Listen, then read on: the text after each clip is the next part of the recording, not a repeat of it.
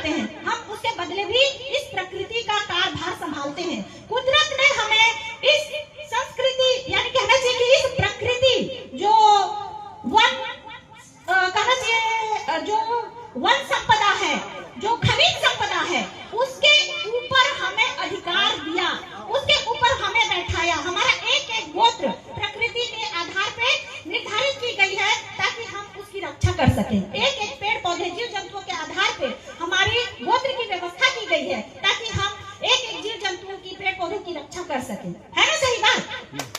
तो इसलिए हम कभी भी भूल जाते हैं कि हमारा ये कार्यक्रम जो होता है उसका असली महत्व, उसका असली उद्देश्य क्या होना चाहिए।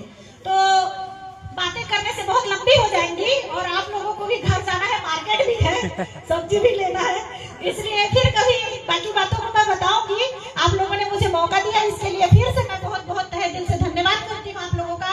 जय सेवा, जय बड़ादेव। अपना परिचय बता दीजिए। परिचय मेरा नाम सपना सिंह वल्को है। मैं पहले गुड़वाना कीर्तन पार्टी में काम करती थी और अब मैं नागपुर से कैडराइज हुई और अम्बेडकर पार्टी ऑफ इंडिया एम्बस all India Mool Niwasi Bahujan Samaj central संघ से मैं बलरामपुर की महिला प्रकोष्ठ प्रभार में हूँ अभी, और फिलहाल भूतपूर्व सरपंच रघुनाथ नगर भी रह चुकी हूँ और अभी तो फिलहाल अंबिकापुर में रह रही हूँ। फिर भी सोशल वर्क छूटा नहीं है, सर्वादिवासी समाज की सामाजिक कार्यकर्ता भी हूँ, सरगुजा बचाओ संघर्ष समिति से भी जुड़ी हुई हूँ और इसी तरह हम लोग का हर साप्ताहिक संडे को बैठक होता है।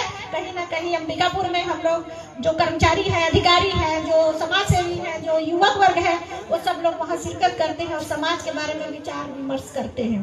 तो ये अभी हम लोग का कार्यक्रम चल रहा है और यही मैं सपना सिंह वल्को और रघुनाथ नगर से हूँ, नगर से। धन्यवाद। आप लोगों का बहुत आभारी हूँ कि आप लोगों ने मुझे 2 शब्द बोलने का मौका दिया।